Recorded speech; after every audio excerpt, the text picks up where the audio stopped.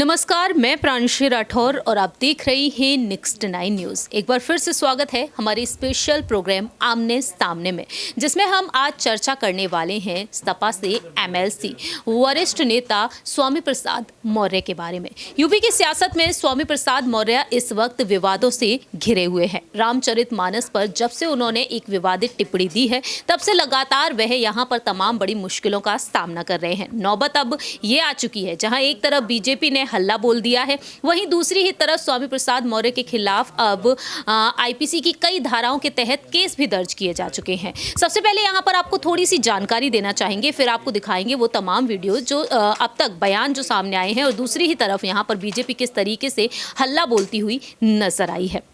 दरअसल आपको बता दें कि रामचरितमानस को लेकर जो उन्होंने टिप्पणी की, उसके बाद से उनकी मुश्किलें लगातार बढ़ती जा रही हैं। जानकारी के मुताबिक यही सामने आया है कि राजधानी लखनऊ में स्वामी प्रसाद मौर्य के खिलाफ अब केस दर्ज हुआ है। लखनऊ के हजरतगंज थाने में स्वामी प्रसाद मौर्य के खिलाफ इस टिप्पणी के चलते धार्मिक भावनाएं आहत करने पर केस दर्ज कराया गया है। वहीं यहाँ पर देखा जाए तो केस बाजार से निवासी शिवेंद्र मिश्रा की यहाँ पर तहरीर हुई है और पुलिस ने स्वामी प्रसाद मौर्य के खिलाफ केस दर्ज करने की पुष्टि भी की है। जानकारी के लिए आपको बता दें कि भारतीय दंड संहिता यानी कि आईपीसी की धारा 295A, 298, 504 और 153 के तहत केस दर्ज किया गया है। वहीं साथ ही साथ आपको ये भी बता दें कि स्वामी प्रसाद मौर्य ने टिप्पणी की थी कि धर्म का वास्तविक अर्थ मानवता के कल्याण और उसकी मजबूती से है। अगर रामचरितमानस की किन्हीं पंक्तियों के कारण समाज के एक वर्ग का जाति, वर्ण और वर्ग के आधार पर अपमान होता है तो निश्चित रूप से धर्म नहीं बल्कि अधर्म है। रामचरितमानस में कुछ पंक्तियों में कुछ जातियां जैसे कि तेली हैं, कुम्हार हैं, उनका नाम लिया गया है। दूसरी ही तरफ महिलाओं की भावनाओं को आहत करने वाली बात कही है, जो हमारे समाज का आधा हिस्सा है। इस तरीके से यहाँ पर स्वामी प्रसाद मौर्य ने अपनी बात रखी है। अब देखा जाए तो बीजेपी यहाँ पर मोर्चा खोल रही है। बीजेपी से नेत्री यहाँ पर अपर्णा विष्ट यादव ने भी अपनी बात रखी है। सबसे पहले आपको दिखाना चाहेंगे वो वीडियो जिस तरीके से बीजेपी ने यहाँ पर हल्ला बोल दिया है और किस तरीके से पुतला फूंकते हुए बीजेपी पार्टी के कार्यकर्ता नजर आए हैं। जरा देखिए ये रिपोर्ट। मैं समझती हूँ रामचरितमानस एक ऐसा ग्रंथ है जो कितनी भाषाओं में लिखा गया है और कितना बृहत है। इसको जब भी पढ़ता है व्यक्ति और जब भी इसका जो है चित्रण देखता है, टीवी पर हो, मंच पर हो, तो हमेशा नया जैसा प्रतीत होता है। इस तरीके की बात किसी भी राजनेता के कहने के लिए मुझे नहीं लगता कि ये उचित है, और इस तरीके की मानसिकता रखना रामचरितमानस के बारे में ये बहुत ही निकृष्ट मानसिकता है। ये अपने आप के चरित्र के बारे में वो दर्पण कर रहे हैं। और मैं समझती हूँ कि राम जी ने बहुत बड़ा उदाहरण दिया था जब उन्होंने सबरी के बेर खाए थे, और वो भी जूठे बेर खाए थे। मैं समझती हूँ कि जो इस तरीके की बात कह रहे हैं, उन्होंने रामचरितमानस को पढ़ा ही नहीं, और पढ़ा क्या, उसको जीने का एक ढंग होना चाहिए। आज भी हम लोग ये कहते हैं कि राम जैसा ही हमारा पुत्र हो, अगर पुत्र हो तो श्री राम जैसा हो। तो इस तरीके की बात कहना प्रभु के बारे में ये अच्छी बात नहीं है। और राम भारत का चरित्र है, राम सब धर्मों का है। राम की बृहत्ता के बारे में बड़े बड़े लोगों ने कहा है। तो मैं समझती हूँ, और हिंदुओं ने भी कहा है, मुसलमानों ने भी कहा है, क्रिश्चियंस ने भी कहा है। तो राम एक चरित्र का बात है। हमने और आपने भगवान को देखा नहीं है, मगर उनके चरित्र के बारे में हमने सुना है। और हम जब वो चीज़ महसूस करते हैं, तो जब राम का नाम लेते हैं तो आराम मिलता है, तब शांति मिलती है। तो मैं समझती हूँ कि शांति के प्रतीक के बारे में इस तरीके की बात करना अच्छी बात।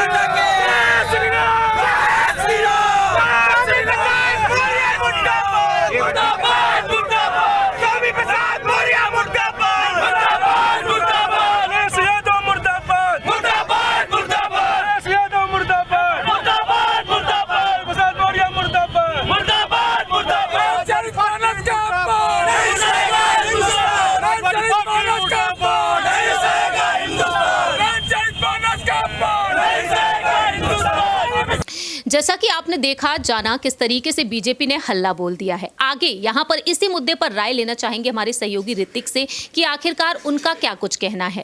ऋतिक हमारे साथ मौजूद हैं। ऋतिक, जैसा कि आप भी जानते हैं कि स्वामी प्रसाद मौर्य इस वक्त कितने बड़े विवाद में फंसे हुए। रामचरितमानस पर एक धार्मिक यहाँ पर उन्होंने जिस तरीके से यहाँ पर टिप्पणियां कर दी हैं, धार्मिक भावनाएं आहत हो रही हैं। तो आप यहाँ पर उनकी बातों से सहमत है या फिर नहीं? क्योंकि एक तरफ वह ये भी कहते हुए नजर आए हैं कि उन्होंने ऐसी कोई टिप्पणी नहीं की है, वह अपनी बात खुलकर रख रहे हैं कि उनकी कोई गलती ही नहीं है। तो क्या आप उनकी बातों से सहमत है या फिर यहाँ पर पूरे ही विपक्षी दल से और समाजवादी पार्टी भी कहीं ना कहीं किनारा करती हुई दिखाई दे रही है? स्वामी प्रसाद मौर्य को ये चीज़ एक्सेप्ट करना चाहिए कि आपने धर्म और भगवान श्री राम के जो रामचरितमानस है उस पर जो टिप्पणी की है वो टिप्पणी गलत है, ये एक्सेप्ट करना चाहिए। और ये तमाम लोग कह रहे हैं और जो सच्चाई है उस सच्चाई से भागना नहीं चाहिए। हो सकता है कि आज स्वामी प्रसाद मौर्य अगर बीजेपी पार्टी में होते, समाजवादी पार्टी का नेता कुछ गलती कर देता, तो यही जो है स्वामी प्रसाद मौर्य हिंदुत्व की बात करते, यही जो है ट्वीट करते, यही लगातार जो है पुलिस के पास पहुंचते, प्रशासन से मांग तक करते, गिरफ्तारी की बात करते, इस्तीफा की मांग करते। लेकिन आज ये बीजेपी पार्टी को छोड़कर समाजवादी पार्टी में आ गए हैं तो बड़ी बड़ी बातें करने लगे हैं। और आप किस तरीके से हारे आप ये जानते हैं। अपर्णा यादव लगातार जो है स्वामी प्रसाद मौर्य पर तीखे बयान देते हुए नजर आए। उन्होंने कहा कि उनकी जो है चरित्र ही ऐसा है। मैंने आज ही उस पर एक प्रोग्राम किया है। तो कहीं ना कहीं समझना चाहिए स्वामी प्रसाद मौर्य को कि आप भगवान पर राजनीति ना करें, भगवान को राजनीति में तब्दील ना करें। मैं बीजेपी वालों से भी ये कहना चाहता हूं कि आप हिंदुत्व की बात करते हैं, आप जय श्री राम का नारा देते हैं, जय श्री राम के नारे को आप राजनीति में तब्दील कर रहे हैं तो कहीं ना कहीं भगवान की छवि को खराब कर रहे हैं। भगवान हम सभी के हैं, हम उनके वंशज हैं, हम उनसे आशीर्वाद के लिए। जिस तरीके से यहाँ पर केस दर्ज कर दिए गए ऋतिक, अगर उन पर गौर किया जाए तो आप यहाँ पर जिस तरीके से लोग यहाँ पर शिकायतें करना शुरू कर चुके हैं, तहरीर दर्ज की जा रही हैं, अब यहाँ पर सीएम योगी आदित्यनाथ का क्या कुछ फैसला होना चाहिए? एमएलसी पर है वह, तो क्या यहाँ पर अब उनका इस्तीफा होना तय माना जा सकता है? और सीएम योगी आदित्यनाथ के नेतृत्व में यहाँ पर अब कड़े एक्शन क्या कुछ लिए जा सकते हैं आने वाले समय? देखिए, सीएम योगी आदित्यनाथ अपने कटाक्ष के लिए जाने जाते हैं और हिंदू की जब बात आती है, भगवान श्री राम की बात आती है, कोई सत्य बात आती है तो उस पर वो पीछे नहीं हटते हैं। और मुझे लगता है कि योगी आदित्यनाथ जरूर इस पर कुछ फैसला सुनाएंगे। लेकिन सबसे बड़ी फैसले की बात यहाँ पर है तो समाजवादी पार्टी के मुखिया अखिलेश यादव को सुनाना चाहिए। अखिलेश यादव देर कर रहे हैं और इतनी देरी नहीं करनी चाहिए। अगर एक नेता के लिए आप आगे नहीं आते हैं, उसका इस्तीफा नहीं मांगते हैं या उसको पार्टी से दरकिनार नहीं करते हैं तो कहीं ना कहीं अखिलेश यादव की छवि खराब हो रही है।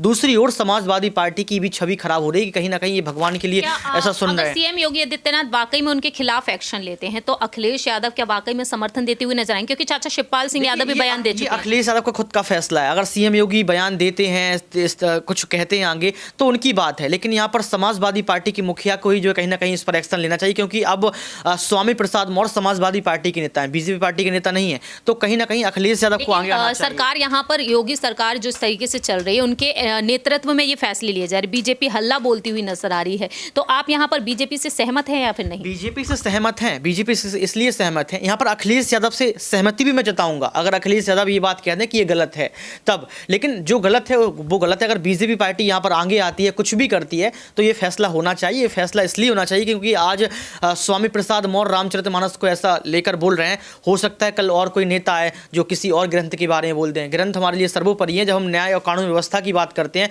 तो गीता की कसम खाते हैं। आज रामचरितमानस पर बात आई है, हो सकता है कल गीता पर बात आ जाए। तो कहीं ना कहीं इनसे बचकर रहना चाहिए। हमारे धर्म ग्रंथ है, इनसे हम सीखते हैं और इनके बदौलत ही हम आगे बढ़ते हैं। आपको यहाँ पर क्या लगता है, क्या योगी सरकार के नेतृत्व में जल्द से जल्द कोई कड़े एक्शन लिए जाएंगे? जिस तरीके से यहाँ पर विवादित टिप्पणियां तो और भी नेताओं की तरफ से देखने को मिलती हैं, तब कड़े एक्शन भी लिए जाते हैं। लेकिन आने वाले समय में आपको क्या लगता है? बिल्कुल, योगी आदित्यनाथ की तरफ से और जो बीजेपी सरकार, उत्तर प्रदेश की सरकार बीजेपी सरकार है, वो जरूर आगे आएगी और एक्शन पक्का लेगी 100%। बहुत बहुत शुक्रिया ऋतिक इन तमाम सवालों का जवाब देने के लिए। जैसा कि ऋतिक ने यहाँ पर अपनी बात रखी है, सहमति जताई है कई यहाँ पर टॉपिक्स को लेकर, और साथ ही साथ वह असहमत होते हुए नजर आए जिस तरीके से केशव प्रसाद मौर्य ने अपनी बात रखी है। अब देखना यही दिलचस्प होगा कि आने वाले समय में आखिरकार यहाँ पर क्या कुछ नज़ारा देखने को मिलेगा। फिलहाल यहाँ पर आपको अंत में यहाँ पर तमाम बयानों से रूबरू कराएंगे। चाचा शिवपाल सिंह यादव ने क्या कुछ कहा, संजय निषाद क्या कहते हैं, अपर्णव इष्ट यादव ने यहाँ पर क्या कुछ कहा है, और इन सभी के बयानों पर गौर किया जाए तो क्या वाकई में स्वामी प्रसाद मौर्य को क्या वाकई में यहाँ पर इस्तीफा देना चाहिए, पार्टी से उन्हें दरकिनार करना चाहिए। इन धार्मिक भावनाओं से जिस तरीके से लोग आहत होते हुए नजर आ रहे हैं, आप कितना सहमत हैं ये आप बता सकते हैं कमेंट सेक्शन में। फिलहाल के लिए हम चलते हैं, बाकी की तमाम अपडेट्स के लिए आप देखते रहिए नेक्स्ट 9 न्यूज़। वो एक जाति विशेष का है, वो पंडे पुजारी की बिरादरी का है, जिसकी धंधे पर खतरा दिखाई पड़ रहा है। उनको आभास हो गया कि अगर मौर्य जी के इस आह्वान पर सभी आदिवासी, दलित, पिछड़े और महिलाएं मंदिर में आना बंद कर देंगी तो चढ़ावा बंद हो जाएगा, उनकी पेट पूजा बंद हो जाएगी, उनका धंधा ठप हो जाएगा।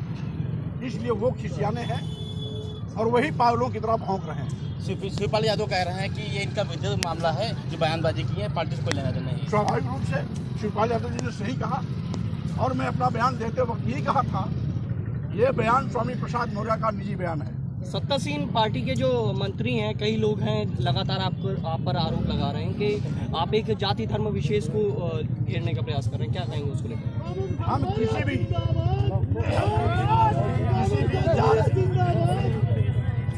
किसी भी धर्म, किसी भी आराध्य पर मैं कोई टिप्पणी नहीं कर रहा हूँ, बल्कि धर्म के नाम पर दलितों, पिछड़ों, आदिवासियों, महिलाओं पर की गई आपत्तिजनक टिप्पणी का विरोध कर रहा हूँ और उसको करता रहूंगा।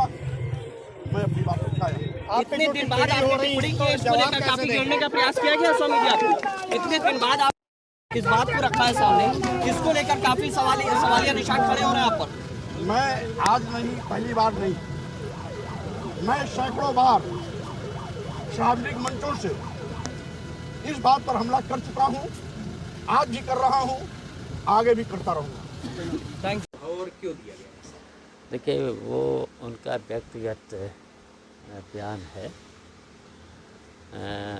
पार्टी का बयान नहीं है। और हम लोग तो भगवान राम के आदर्शों पर चलने वाले लोग हैं, भगवान कृष्ण के आदर्शों पर चलने वाले लोग हैं, तो उनके बयान पार्टी का बयान नहीं है। इस बयान से नुकसान भी तो पार्टी का बहुत ज़्यादा होता है। तो पार्टी का बयान थोड़े हैं, हम कह रहे हैं कि भगवान राम और कृष्ण के आदर्शों पर हम चलने वाले लोग हैं और चल रहे हैं। और हमने उसने न वहाँ कहा था, रघुकुल रीत सदा चले आई, वचन जाए पर वचन न जाए। क्या भारतीय जनता पार्टी के लोग चल रहे हैं भगवान राम के आदर्शों पर? भगवान कभी झूठ नहीं बोलते, ये तो भगवान राम कोई बेच रहे हैं। हम लोग भगवान राम के आदर्शों पर चलने वाले लोग, भगवान कृष्ण के आदर्शों पर चलने वाले लोग हैं। उनका बयान पार्टी का बयान नहीं है। केशव प्रसाद मौर्य ने कहा है कि अब इस बार जो है, जिस तरह से पहले चुनाव में हार का सामना करना पड़ा था, वैसी समाजवादी पार्टी को जनता ने कहा। देखिए, बड़ बोले हैं, आए थे हमारे जसवंत नगर में, अभी आए थे मैनपुरी के लोकसभा के चुनाव में, ताखा में आए थे, और हमारे क्षेत्र की जनता ने उनको सबक सिखा दिया है, और आगे भी हम उन्हें बताएंगे कैसे चुनाव लड़ा जाता है। और उसी तरीके से जिस तरीके से अभी मैनपुरी लोकसभा में इन्हें बड़ बोलेपन को सबक सिखाया है, और आगे चल कर के हम उसी तरीके से इन्हें जिस तरीके से मैनपुरी में सबक सिखाया है, उसी तरीके से उत्तर प्रदेश की जनता और हम बताएंगे कैसे चुनाव लड़ा।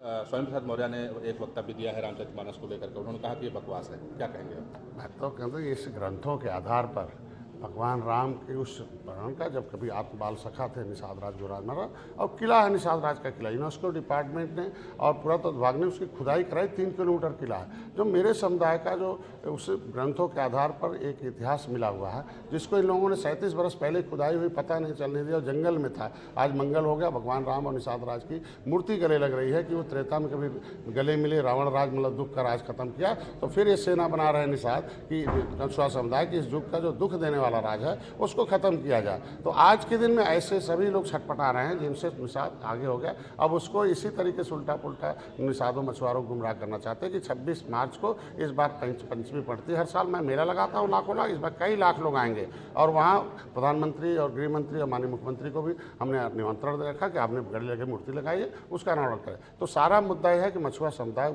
इसमें भ्रमित हो जाए कि रामायण से मुँह करे और निषाद राज के किले की तरफ अपना मुख न करे, कि जो राग पाठ लेने के लिए उनके अंदर जो चेतना जगी है और उसकी चेतना से वजह से इन लोगों का बटन छूना बंद कर दिया। अभी जीरो होने की वजह से छटपटाहट में, और जिसको जनता ने खुद ही नकार दिया हो, वोट नहीं दिया हो, उनको आवाज़ बंद कर दिया हो, तो उनके बाद हम जवाब को नहीं देना।